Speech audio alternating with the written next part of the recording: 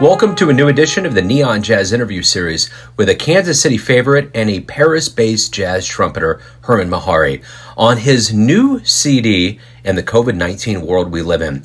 We caught up with him in Paris to talk about his latest CD called A Change for the Dreamlike. He created this new CD in a barn in the French countryside full of personal journal entries, versions and visions of wishes, fantasies, and memories. It was released on June 5th, 2020, and is very welcome in this world of ours. Hermon also opens up about this new COVID-19 world and the hope for the future. Enjoy. What's up, man? How's it going? Oh, it's a nice day in Kansas City. The sun is shining and it's all good. How you holding up? Great. It's the same here, actually. It's really nice, beautiful out. Yeah, I'm doing well. Good.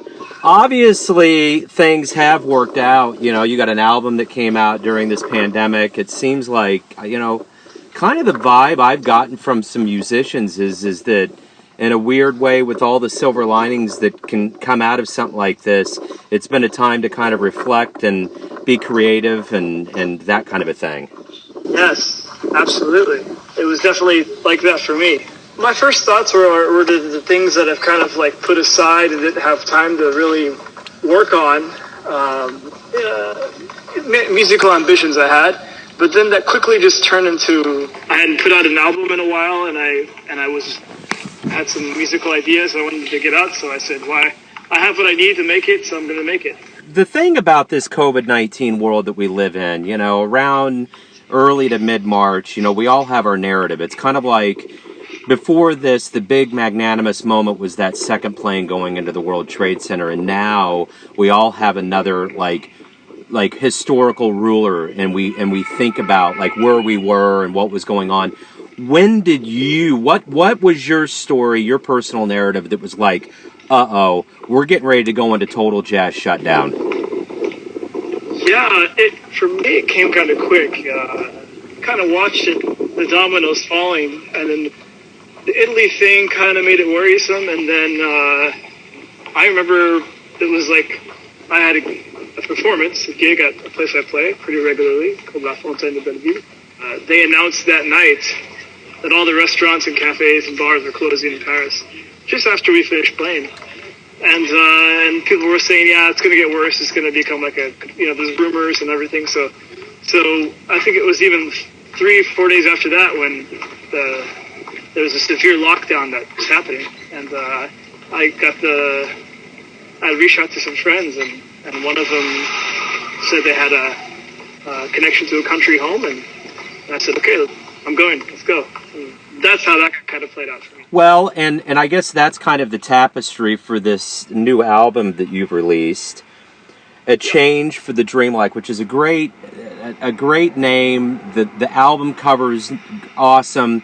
Popping this in, I was really excited because I'm still old school. I like to put it on CD. I pop it in, and I think one of the things that was so cool about the beginning of this album, the theme for me of talking to people around the world, is that I hear so many birds. I've never heard as many birds in the background. And it's because people are outside, there's stuff going on. Like right now, I'm at Longview Lake looking out at the lake, there's birds flying around. So I don't know if you meant to capture nature as a part of this kind of period that we're going through, but was that something you were cognizant of with that?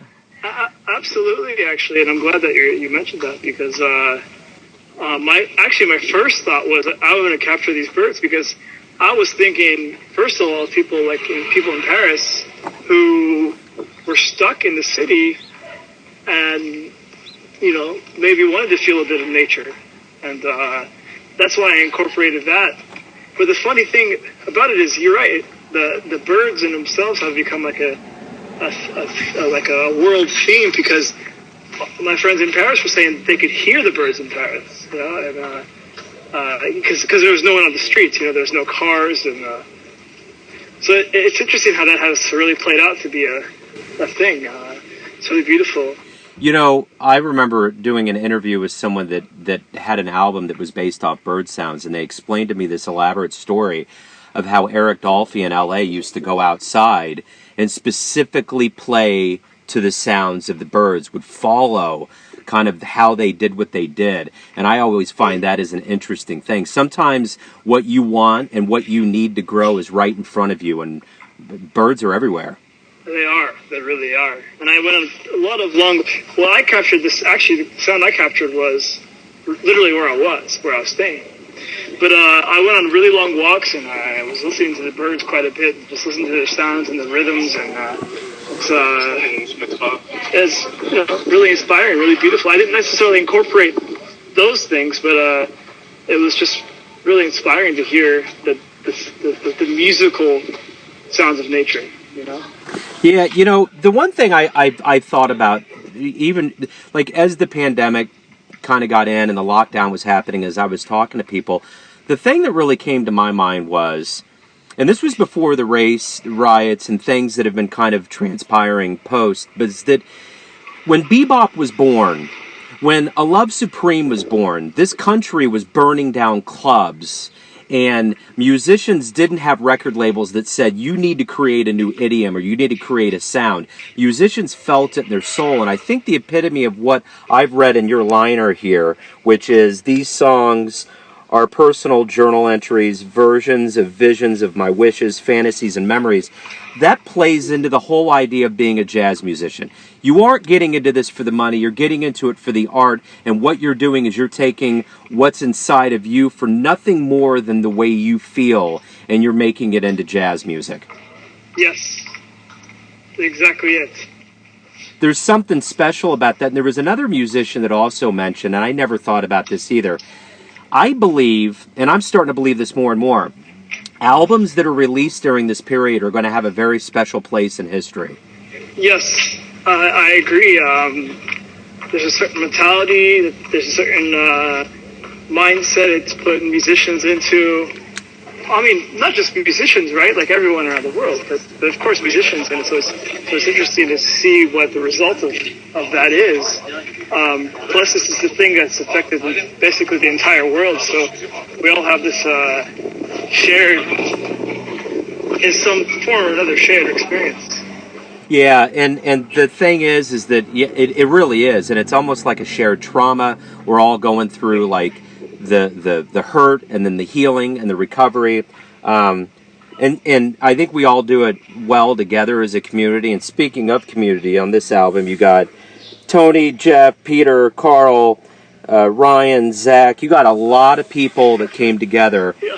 Talk to me a little bit about how you kind of, during a pandemic in the French countryside, pulled together this cast of cats to do this. It was pretty organic. I kind of like, as I developed each song, I kind of, I felt who would best fit it. I said, who do I need on drums on this?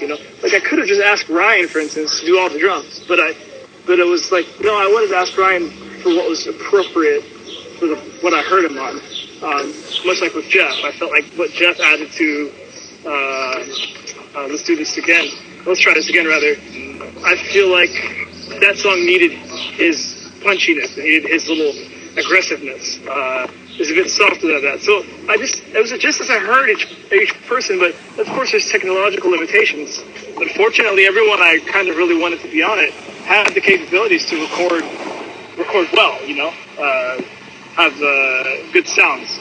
The one thing that's been kind of cool lately, I've been really kind of using like modern jazz albums and making these framed mosaics, and I've really enjoyed looking at the albums and getting more and more into that. And this album is really nice. Nancy Pappas was the one that did this. Talk to me a little bit about, what your vision for this was, or did she just do it? Like, how did you get this to just pop the way it does? Well, I guess just to back up first and talk about a little bit about the theme, the title, right? A change from the dreamlike. Since I had this dreamlike quality to the album, in all like I say, all the senses of the word, I wanted the album cover to be something a bit surreal. but something that's loosely tied to what, to me, of course, like to my experience. And I was kind of stuck on what I wanted. And then I was looking through some things and I saw a friend of mine illustrating. And I said, wow, okay, that's cool. That's what I want. I want an illustrated version of me. Because right off the bat, it's, then you're blurring reality there a little bit. And Nancy is a great friend, and she's an incredible designer and artist, and it was a no-brainer. I immediately thought of her. I knew she could do it. She would do an amazing job. And what I did is I took some photos and gave her ideas of what I wanted, and I took some photos in front of like a basically a barn, not the barn I was in, but just a barn in the countryside. That was it, So. I guess the one thing too that's very key about this time is, you keep hearing the word community, you keep hearing the word like people reaching out and helping each other, and for this particular period in your life, it says Paul and Cecilia opened their home up to you. How instrumental was that, their kindness, and you being given this opportunity to live in this area during a quarantine? Super instrumental. I wouldn't have been able to do it in my studio apartment in Paris, Huh. Not at all. And I wouldn't have had the liberty and the inspiration from the countryside. I can't say what I would have done in my place. Of course, that could have inspired something else. Where I was, I had basically this barn. It was a studio, and I had a piano there, and I had my recording equipment just set up all the time. So I had this ability to just create at midnight, 3 a.m., or when I woke up, or whatever. So it was really a situation that, I'm really grateful to them for. I got another question for you. When we do actually return to the stage, when the musician does and the crowds come back, what do you hope that we collectively get from this time away? What realizations, revelations do you hope that we all get from this? I would say just the importance of live music. I'm sure people are missing it now, and I think when they have it again, they're gonna feel how important it is. Like that first time. For me, it's the same like when I got back to Paris and I saw my friends for the first time. It was such a special thing, and it's a reminder, of the important things. When you have that feeling, you just know. So I think it's going to be the same with our music. So that's what I would hope. Well, I can tell you this, Herman. From what I know about how you roll and how Kansas City rolls, this town has really embraced this new album, and the fact that you've released it now, it's a breath of fresh air. I think it's putting a lot of good out there, a lot of hope for people. So I just want to say personally, I've always dug what you do and how you do what you do, and I'm appreciative of this, and I'm going to really enjoy playing it on Neon Jazz. Thank you. I appreciate that. Thank you so much. Thanks for listening and tuning in to another Neon Jazz interview, where we give you a bit of insight into the finest cats in Paris, Kansas City, and spots all over the world, giving fans all that jazz. And thanks to Herman for always pushing that proverbial jazz envelope, for his time and his great music. If you want to hear more interviews, go to Famous Interviews with Joe Domino in the iTunes Store. Visit neonjazz at youtube.com, and for everything Neon Jazz all the time, go to the neonjazz.blogspot.com. Until next time, support the arts and enjoy the jazz, my friends.